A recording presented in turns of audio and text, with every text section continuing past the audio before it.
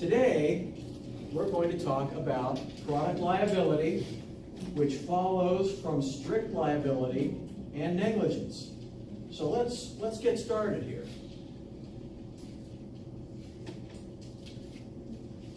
We're going to talk about all sorts of things, from negligence to defenses. So, negligence, remember, when we're talking about torts, we have to have a duty. So what duty has to be exercised in designing products? For example, we had a picture up here, a graphic of a microwave oven. Who knows what problems microwave ovens had when they first came out and were being used? That's radiation. Radiation. Microwave radiation can do a lot of harm, especially to people. They found this out with pacemakers. And people were getting sick, and people were having their pacemakers disrupted, and several people actually died because their pacemakers were disrupted. So we have to exercise a duty in designing products. Now, we talked about strict liability and said if a product was designed incorrectly, the negligence became the designer's problem, right? Okay, so what kind of duty? Does it have to be an ordinary duty, or does it have to be a little more than just reasonable duty? What do you think? What do you think? Please. Does it need to be more than just a little reasonable? Does it have to be perfect? No, it does not have to be perfect. But they have a duty of care that goes a little bit higher than just reasonable. They have to have a manufacturer's or an engineer's special, knowledgeable, reasonable care. Okay? It's a little bit higher standard. Not by much, but a little bit higher standard. To what part of the product does that apply? Does that standard apply? And that duty of care? What part of the product production does this apply? Part in the middle, the part at the end, or the whole thing? The whole thing. The product has to be put together correctly from beginning to end. Remember the strict liability story I told you about the bassinet that was for children to sleep in, but they used a coating that suffocated the children? That was at the end. But the basket was designed and woven so that it had very little way for those fumes to be vented out of the bassinet. So it's the entire product that has to be cared for. So does this duty apply to manufacturer, or does a manufacturer have a duty in inspecting and testing? Well, I think we've talked about that. They have a duty from the beginning of the manufacture all the way through testing and as well as production. So that has to be in there as well. So we've talked about that. We gave an example. We applied the bassinet and the coating to all of that, and we talked about that negligence now. So let's keep going. Elements of negligence. So the elements of negligence are that the defendant owes a duty of care to the plaintiff, that the defendant breached the duty, that the plaintiff suffered a legally recognizable injury, and that the defendant's breach caused the plaintiff's injury. So we're still dealing with torts, we're still dealing with negligence. Okay? I'll give you a second to write that down.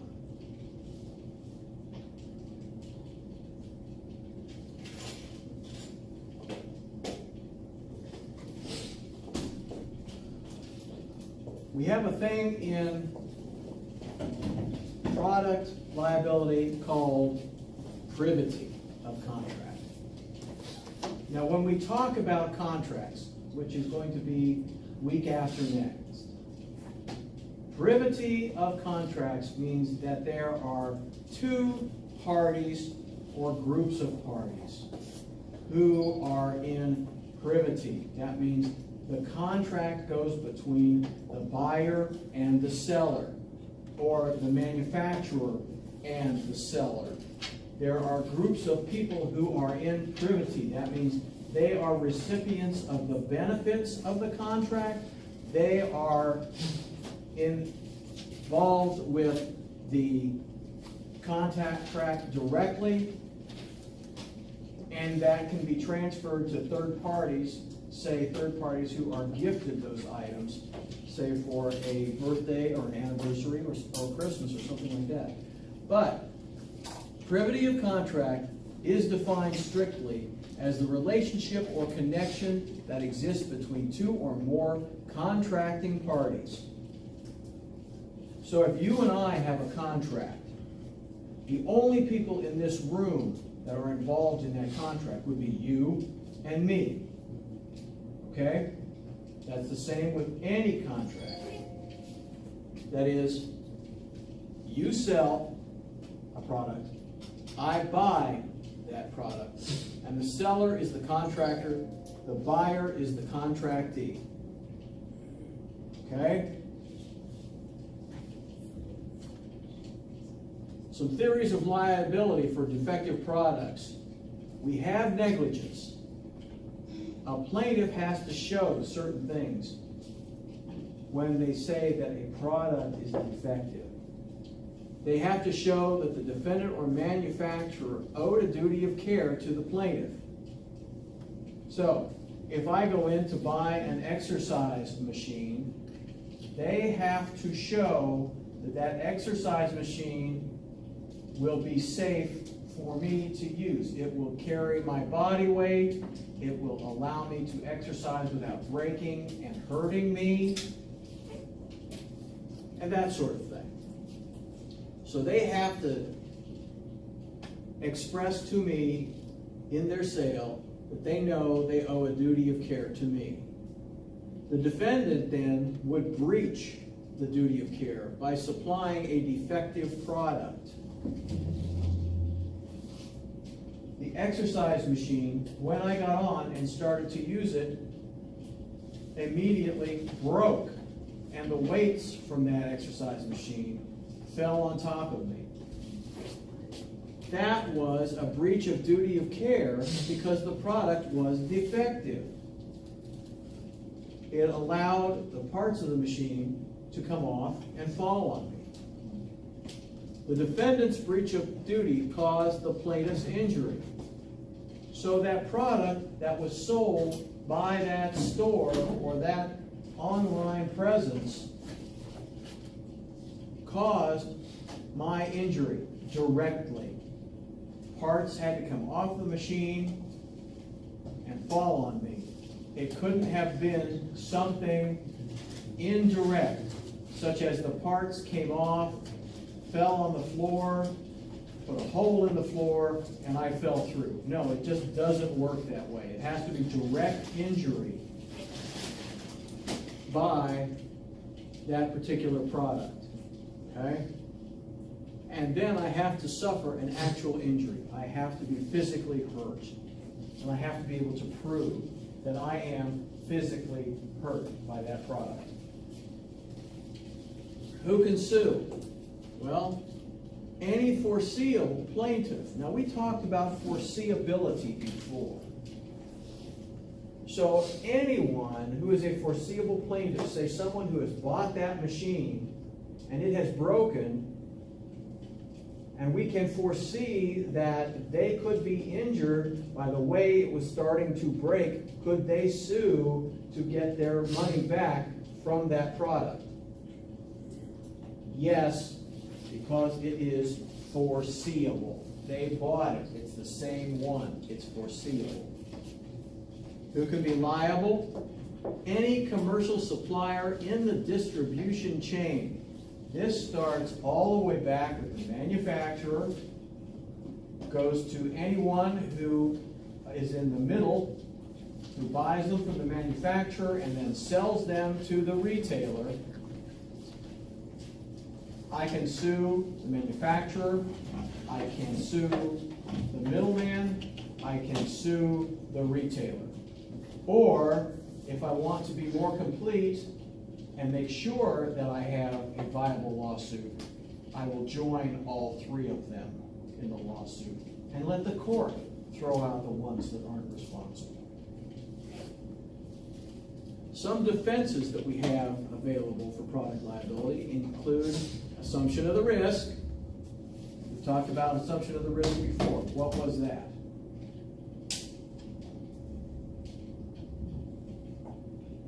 If you sign like a waiver saying that you agree to any risk that may be associated with someone? That would be an assumption of the risk, signing a waiver that said that you knew it was dangerous in some way. And you signed on it knowing that there could be some potential injury to yourself and that you acknowledge that. You can also acknowledge that you are assuming the risk if what? If you start using the product. In some cases, some products come with a built-in waiver. That built-in waiver says, by using this product, you assume the risk of all operation within the manufacturer's specifications. Okay? Other defenses, comparative and contributory negligence. We talked about that. When we compare our negligence to someone else's negligence, we can have 10% liability and the manufacturer can have 90% liability. Well, if we've asked for $1 million, we would get $900,000 because that is the percentage of the comparative negligence. It used to be, under common law, that all we had to do was say that the person who bought this product contributed in some way to their own negligence, and we wouldn't have to pay anything. That's not true anymore. All 50 states have legislated that out of existence, and they are using comparative negligence. Now, there's also a thing with contributory and comparative negligence that says in most product users' manuals that you may not alter or otherwise change the product beyond the way it was designed and built by the manufacturer. Does anyone know who Tim Allen is, the comedian? You know who he is? Who is that? Yes. Yeah, you know who he is. Okay. He had a show called Home Improvement. Yep, that's the show. You remember the show? It was one of my favorite shows. It was always so funny. Home Improvement. One day, he decided that the brand new washing machine that he bought for his wife could run better and faster. And so he took out the electric motor that was in that washing machine and hooked it up to a 6-cylinder automobile engine. He altered the specifications of the product. Was the company liable under warranty for anything that happened to him as a result of that? No. No, but it was really funny because the very last scene of the show shows the washing machine. He plugged it in and he thought he had unplugged it, and his wife thought that he had unplugged it, and the garage door was up and the washing machine goes running down the driveway and makes a left turn and goes running down the street. All because he changed it outside the specifications. It was just absolutely hilarious. So what kind of damages can we recover? Well, we can recover for personal injuries as long as we haven't altered the specifications or the item beyond the way it was manufactured. We can get personal injury damages, and we can get property damage if something has been damaged in our home by this item, and if someone has been hurt in our home by this item. I would not have wanted to be standing in front of that washing machine when it went tearing out of the garage.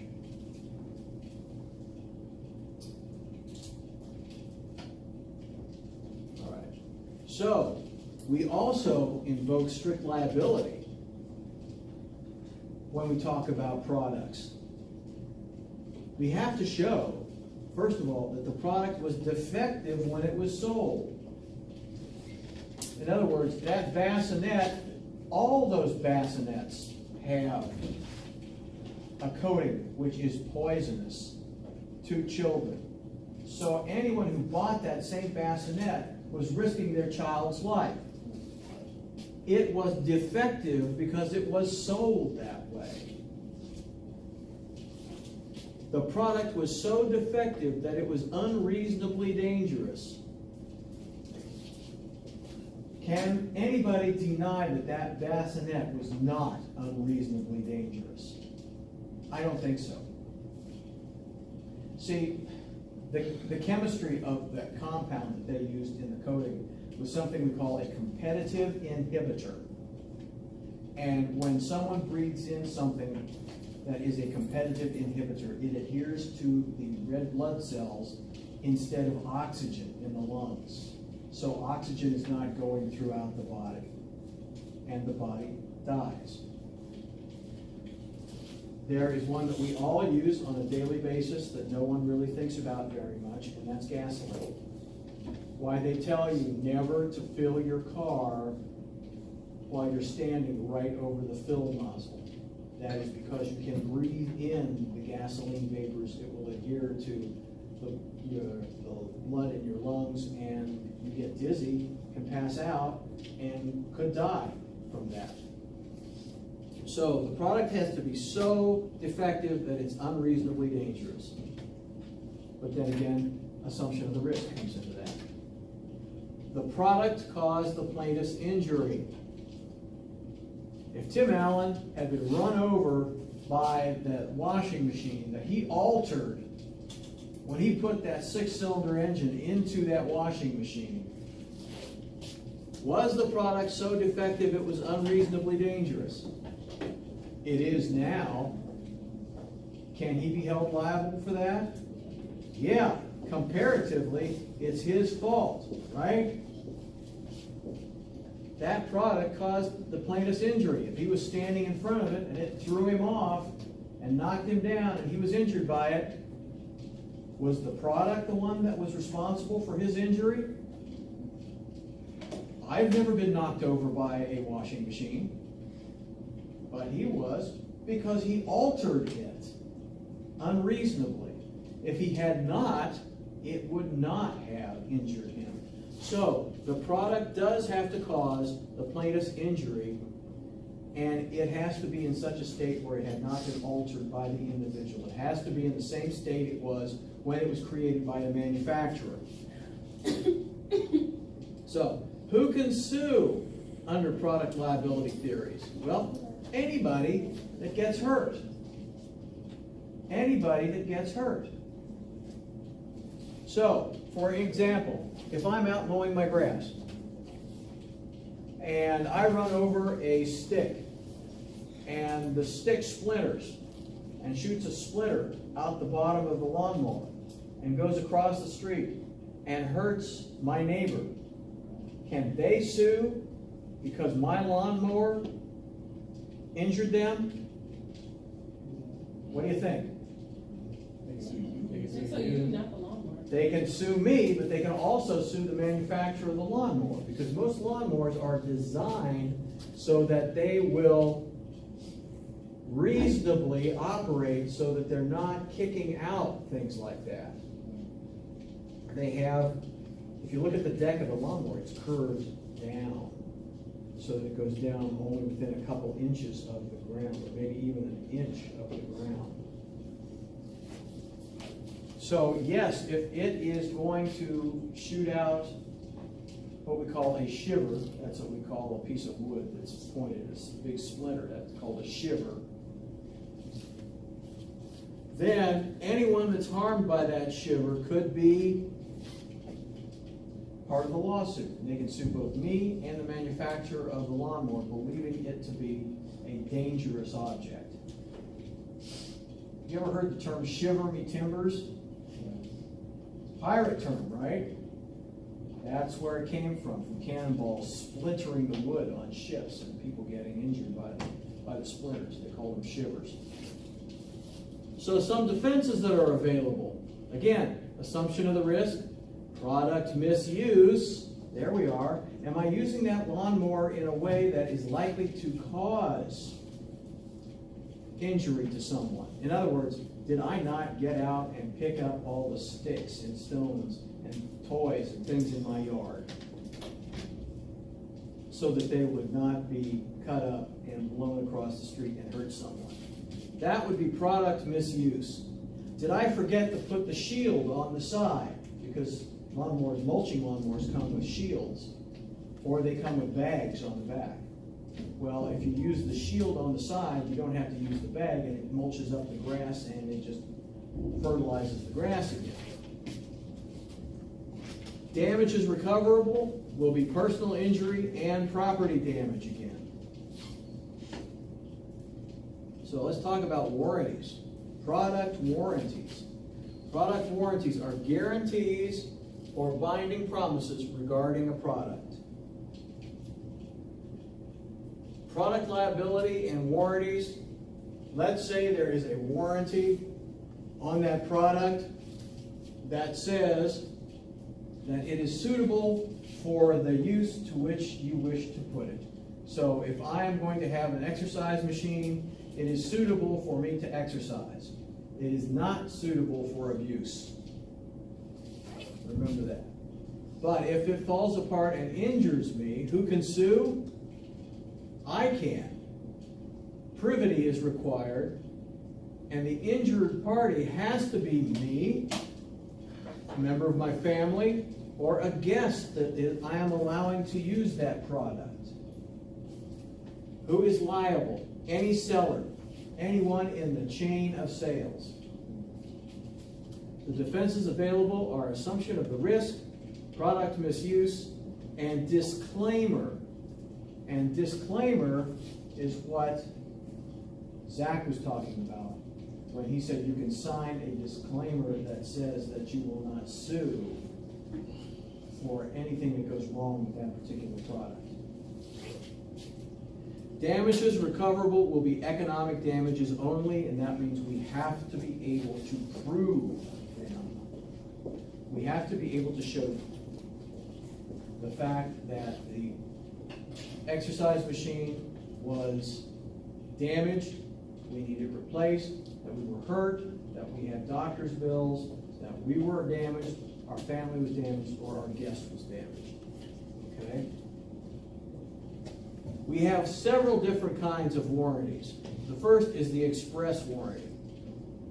The express warranty means we have to show that there was a basis for the bargain, that we went in and we negotiated with the seller for that particular item, and that there was a breach of the representation, that they did something that caused the warranty to be altered.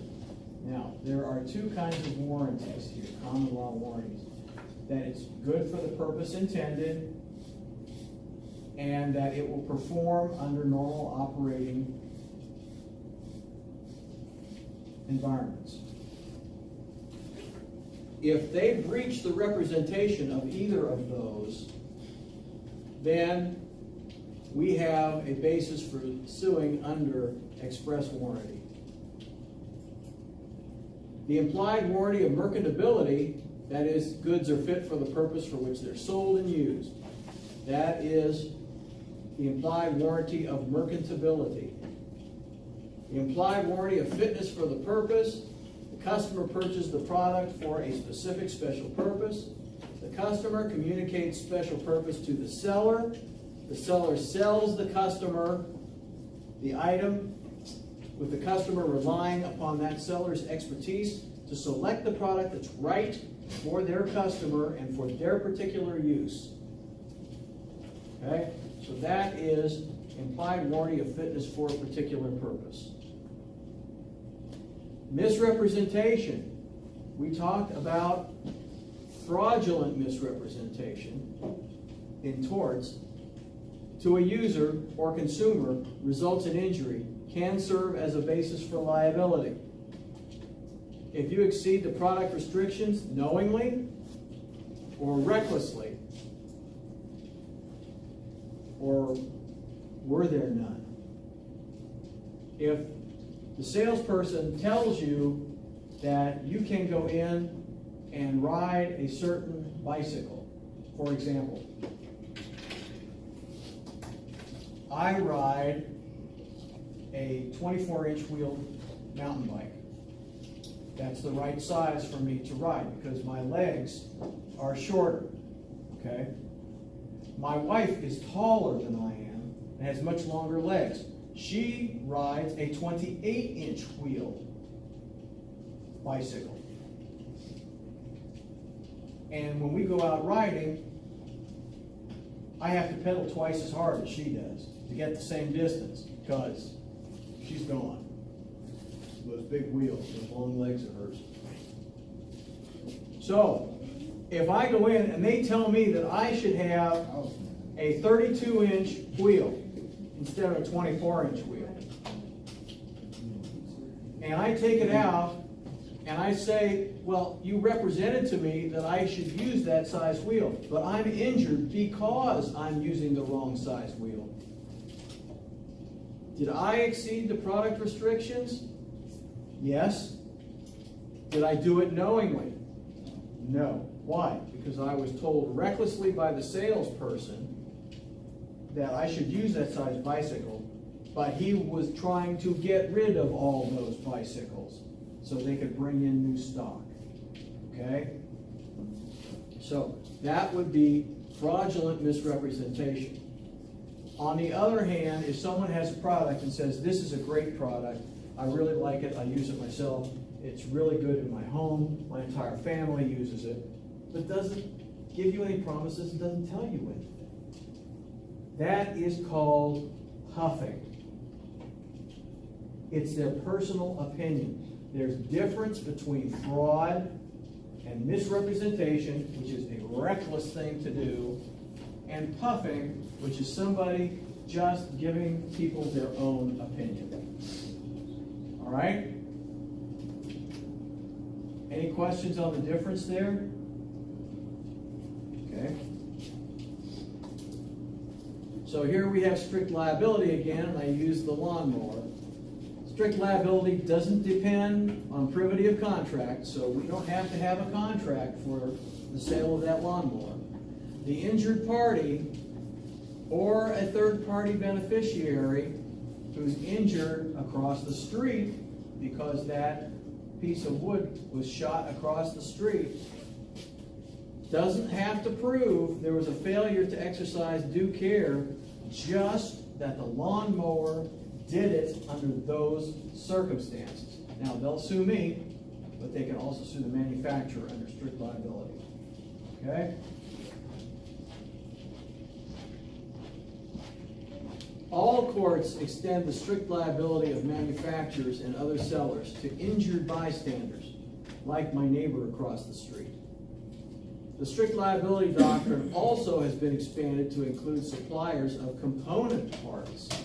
So it's not just the manufacturer, the middleman, and the retailer, but now it's the manufacturer of the parts and components that go into the final product, are then put together and go out to the middleman. So the parts also have to be correct. Market share liability. In some cases, a firm has been held liable due to its manufacture and distribution of an item, even though it didn't manufacture the item that was the cause of the injury. Does anyone know what diethylsylvesterol is? DES. Does anyone know what that is? That was originally designed as a medication which would keep women from experiencing extreme nausea during the first trimester of pregnancy. Unfortunately, in practice, that particular prescription drug caused birth defects in the children of the mothers who took it for that purpose. What is a birth defect? A birth defect is like when a child is born without a leg, or without an arm, or without some other major body part. It could be mental abilities too. Yes. So, a mom took the medicine and then her offspring still have kids because she took that medicine? We don't know if it went that far. It was just the mother who was experiencing the nausea that was given the prescription directly. They were the only ones that were included in the class action lawsuit. But that lawsuit, because there were like 27 or 28 manufacturers of this particular medication, all of those manufacturers, whether they were the manufacturer that actually resulted in the defects in the children or not, were hauled into court, and they spread out the liability among all of them, and they all had to pay for the children's upkeep and care throughout their life. We still have a number of these children out there, because this was back in the 1960s. That was only 50-some years ago, so we still have these children out here. They're now adults, if they were able to survive this. Amazingly enough, and this is a very odd thing that sometimes happens, this medication now has been found to correct or to postpone certain types of dementia. And so doctors are prescribing it to older adults who are beginning to experience the initial stages of dementia, because it delays the onset of dementia and the progress of the dementia.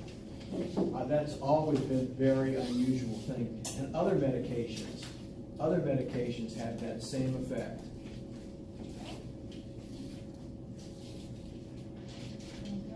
Again, the defenses to product liability are assumption of the risk, comparative negligence, federal preemption.